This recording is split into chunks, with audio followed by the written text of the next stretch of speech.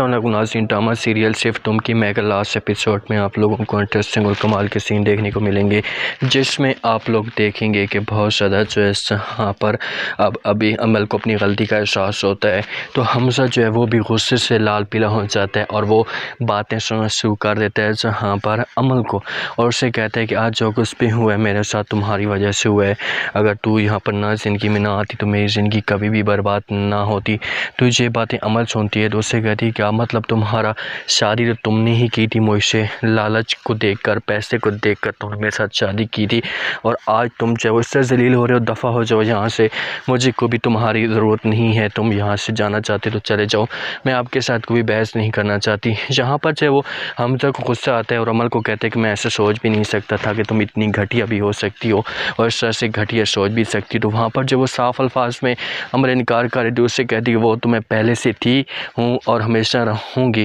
میں تمہیں اپنی اوقات یاد دلانا چاہتی تھی کہ تم اس قابل ہو، جب تم اپنی کزن کے ساتھ جو ہے وہ مخلص نہیں ہو سکتے تھے تو تم میرے ساتھ کیسے مخلص رہو گے، اس بات کا جو وہ آئیڈیا تم اپنے ذہن کے اندر ڈال دو۔ تو حمزہ اب بیچارہ ٹوٹ پھوٹ کا شکار ہو جاتا ہے، اس کے پاس کوئی بھی نہیں رہتا اور نہ ہی وہ کسی کے ساتھ کوئی بات کرنا چاہتا ہے اور نہ ہی وہ اب اکیلا رہ چکا ہے، جتنی بھی دولت تھی حصہ تھا وہ سارا کا سارا عمل جو اس کا کھا چکی ہوتی ہے، فرح کو بھی اپنے کیے کرتے کی سزا مل چکی ہوتی ہے، اور وہ آتی ہے دادی جان کے پاس اور اس کے آگے جب ہاتھ جوڑتی ہے اسے کہتی کہ دادی جان مجھ سے بہت بڑی غلطی ہو گئی ہے اور آپ مجھے پلیز معاف کر دیں، تو دادی جان یہ کہتی ہے کہ غلطی ہو گئی ہے، میں ایسے سوچ بھی نہیں سکتی تھی کہ تم جو وہ مل کر اس گھر کو برباد کرو گی، اس گھر کو برباد کرو گی جس کے لیے جو میں نے یہ سوچا تھا کہ آپ دونوں کا یہ گھر ہے، لیکن میں نے ایسا نہیں سوچا تھا کہ تم اتنی گری بھی ہو سکتی ہو، تمہیں کیا ملا، تمہیں سب کچھ نظر آ رہا تھا، تمہیں سب کچھ دکھائی دے رہا تھا کہ تم اس گھر کو جو وہ برباد کر رہی ہو، تو کم از کم جو وہ تمہیں اس بارے میں سوچنا چاہیے، لیکن تم نے نہیں سوچا، تمہیں ذرا بھی احساس نہیں ہوا۔ فرح کہتی ہے کہ میں مانتی ہوں مجھ سے بہت بڑی غلطی ہو گئی ہے،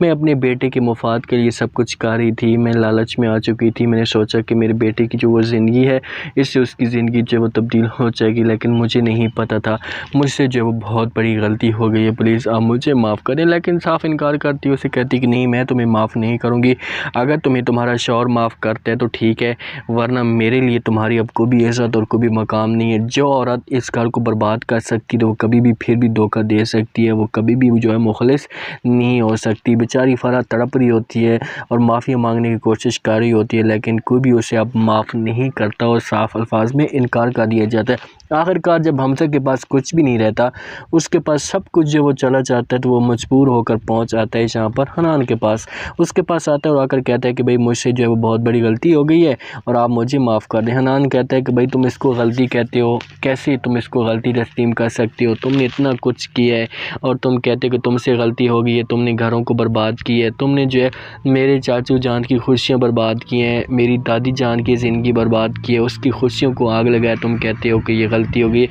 اس کو غلطی نہیں کہتے اور نہ ہی تمہیں کوئی معاف کرے گا، بہتر یہ ہوگا کہ تم یہاں سے چلے جاؤ۔ حمزہ کہتے ہیں کہ نہیں، جب تک آپ لوگ مجھے معاف نہیں کرے گا میں نہیں چاہوں گا، ہاں اگر آپ لوگ مجھے جو سزا دینا چاہتے ہو بھلے دے سکتے ہو، مجھے کوئی بھی اعتراض نہیں ہے، لیکن میں اس گھر سے اب دوبارہ نہیں جاؤں گا، میں کہاں جاؤں گا، میرے پاس اب کچھ بھی نہیں رہا، میں سب کچھ چھوڑ چھاڑ کے آ چکا ہوں۔ تو وہاں پر جو وہ صاف الفاظ میں انکار کرتے اس سے کہتے کہ نہیں، کسی بھی صورت میں جو وہ تمہیں معاف نہیں کیا جا سکتا۔ یہاں پر عبیر بھی آتی ہے اور آ کر جو معافی مانگنے کی کوشش کرتی ہے حنان سے، اس سے کہتی کہ حنان مجھے معاف کر دو، تو حنان اسے انکار کرتا ہے۔ حمزہ عبیر کو دیکھتے تو اس سے کہتے کہ تم کیوں معافی مانگ رہی ہو، معافی تو ہمیں مانگنی چاہیے، جو اتنا ظلم آپ کے ساتھ کیا، اتنی زیادتی آپ کے ساتھ کی ہے، لیکن صاف الفاظ میں عبیر انکار کرتی ہے، اس سے کہتی کہ میں تمہیں معاف کر چکی تھی، میرے دل میں ایسی کوئی بات نہیں ہے، لیکن تم نے جو وہ جو نانی جان کے ساتھ کیا ہے اس کے پاس جائیں اور جا کر معافی مانگیں، اگر وہ آپ کو معاف کرتی ہے تو پھر میں بھی آپ کو معاف کر دوں گی۔ آخر کار جو مجبور ہو جاتے ہیں سب کے سب اور وہ اس بات پہ ایگری کرتے ہیں کہ بس اب اسے معاف کر دیا جائے، تو پھر اسے دل کے ساتھ معاف کر دیتے ہیں اور جو ہے وہ حمزہ کی زندگی میں خوشی آنا شروع ہو جاتی ہیں۔ حمزہ کو اب احساس تو ہو جاتا ہے لیکن حمزہ نے سب کچھ برباد کیا ہے، اس کے بعد جو وہ معافی مانگتی ہے، حنان اور عبیر کی زندگی میں خوشیاں آ جاتی ہیں، ان کی زندگی میں بیٹی آ جاتی ہے، جیسے زندگی میں جو وہ پھر سے ایک خاندان ایک ساتھ ہو جاتے ہیں۔ یہ سب آپ کو لاسٹ ایپیسوڈ میں دکھایا جائے گا۔ دوستو آپ کو کیا لگتا ہے کہ کیا حمزہ کو جو وہ گھر والے معاف کر دینا چاہیے؟